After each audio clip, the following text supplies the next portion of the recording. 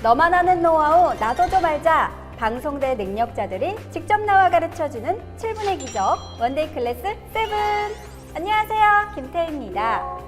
여러분, 늙는 거 다들 싫어하시죠? 특히 이 피부. 그래서 오늘요, 늙지 않는 비법 동안 피부의 첫걸음인 올바른 선크림 바르기에 대해 준비해봤습니다. 안녕하세요. 미디어 영상학과 임효정입니다. 세월 따라 생겨나는 잡티와 기미 그리고 주름. 보다 영하게 살고 싶은 사람들의 공공의 적 자외선. 자외선 차단제가 생활 필수품이 된 지는 오래지만 얼마나 알고 있을까? 제대로 쓰고는 있는 걸까? 자외선 차단제의 종류와 내게 맞는 제품을 고르고 바르는 방법까지 제대로 알고 제대로 사용하자. 오늘 자외선 차단제에 대해 알려드리겠습니다. 그럼 선생님, 선크림을 고를 때 어떤 거부터 고르면 돼요? 너무 시중에 많은 종류가 있다 보니까 뭐가 좋은지 잘 모르겠거든요.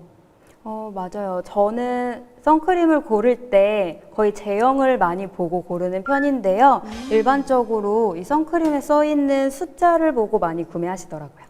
숫자가 뭐 20도 있고 30도 있고 뭐 50도 있고 되게 다양한데 왜 다른 거예요, 선생님? 그 숫자는 UVB를 차단해주는 차단 지수를 표기하는 단위인데요. 이 숫자가 높으면 높을수록 UVB를 많이 차단해주는 효과를 가지고 있습니다. 그럼 선생님, 숫자가 높은 걸 그냥 사면 되는 거예요? 근데 그렇지도 않아요. 한 일상생활을 하시는 분들은 30 정도만 돼도 일상생활 하는데 전혀 문제가 되지 않고요. 어디 놀러 가시거나 햇빛을 많이 보시는 분들은 높을수록 좋겠죠? 근데 숫자 옆에 다들 보니까 뭐 플러스 뭐 이런 마크도 있어요. 이거는 뭐예요, 선생님? 이 플러스는 UVA를 차단해주는 지수입니다. 그냥 흔히 AA니까 UVA를 차단해주는 건 PA 지수인데요. 저는 이 PA 지수가 더 중요하다고 생각을 해요. 그래서 숫자보다는 이 플러스가 있는지 없는지를 보고 구매하시는 게 더욱더 좋습니다.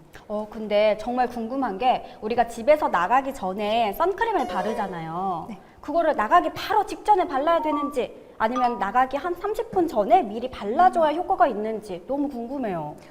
선크림 제품을요, 유기자차, 무기자차라고 있는데 네. 만약에 난 유기자차, 무기자차가 너무 헷갈린다 싶으신 분들은요, 일단 발라보시고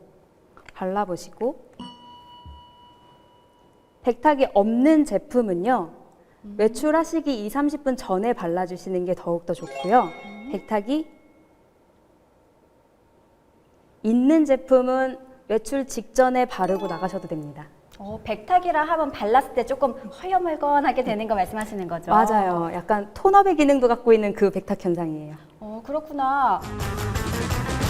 선생님, 요즘에 선크림의 종류도 너무 다양한데 어떨 때 이런 선크림을 바르는 게 좋은지 조금 설명 좀 해주세요. 선크림은 일반적인 그냥 크림 타입을 많이 쓰시는데 이 맞아요. 크림 타입은 촉촉하게 사용하시기 좋고요. 저는 아무래도 직업 특성상 메이크업을 많이 하는 직업이라서 이런 밀크 타입을 더욱더 선호해요.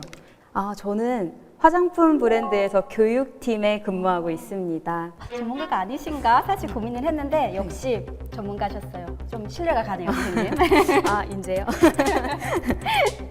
네, 제가 선호하는 제형으로 따졌을 때는 이런 밀크 타입을 좋아하는 편이에요. 이렇게 얇게 발리고 촉촉하게 마무리되는 이런 제품들이요, 메이크업이 밀리지 않더라고요. 오, 그렇구나. 저는 야외에 나가서 막 노는 거 특히 좋아하고 여름에 물놀이 하고 이런 거 너무 좋아하는데 그럴 때는 어떤 스타일을 바르면 좋을까요, 선생님? 그럴 때는 워터프루프라고 써있는 제품을 구매하시는 게 더욱더 좋습니다. 이 워터프루프는 웬만한 땀이나 물에 지워지지 않는 특성을 가지고 있어요. 다만 클렌징만 잘 해주신다면 문제 없습니다. 왜요? 아무래도 물에 강하다 보니까 네, 유분으로 지워지지 않는군요, 네. 잘. 근데 요즘은 선생님, 일상생활에서도 이렇게 조명이 많다 보니까 뭔가 빛에 노출되는 경우가 많은데 이런 실내에서도 선크림을 발라야 하나요? 그쵸. 이런 빛도 노화의 원인이 될 수도 있고 이런 빛에도 타는 경우들이 많거든요. 거의 자외선이라고 보시면 돼요. 그렇구나. 외출 시만 바르지 말고 그러면 실내 생활, 일반 사무실에서 근무할 때도 선크림을 꼭 바르는 게 좋다는 말씀이시죠? 네, 저는 메이크업 하는 시간보다 선크림 바르는 시간이 더 길어요. 정말 많이 바르거든요. 거의 손바닥 하나씩 바르는 것 같아요. 아, 여기서 또 궁금한 거. 손바닥 하나라면 얼만큼의 양을 얼굴에 도포해야 하나요, 선생님?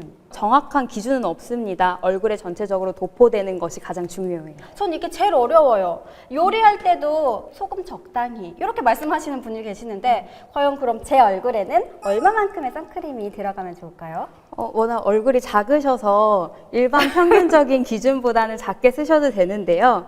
일반 평균적인 기준은 이렇게 2마디가 평균입니다. 저는 사실 요만큼 발랐는데 그래서 동안 피부가 안 됐나 봐요. 그래도 얼굴이 작으시니까 괜찮아요. 한번 네. 보여주세요. 제가 지금 바르는 제품은 백탁이 없는 제품이라서요. 그냥 네. 이렇게 바르셔도 시간이 지나면 알아서 흡수가 돼요. 네, 효과를 좀 극대화시킬 수 있는 방법 없을까요? 네. 특히 광대, 이마, 코 위에서 봤을 때 튀어나온 부분에 한 겹 더 덧발라주시는 게 가장 좋습니다. 아, 그렇구나. 오늘 동안 피부 만들기의 첫걸음인 이 선크림 바르기 그리고 고르기에 대해서 한번 알아봤습니다. 저는요, 다음 이 시간에 더 큰 배움 갖고 돌아오도록 하겠습니다. 시청해주신 여러분 고맙습니다. 다음 이 시간에 만나요. 안녕.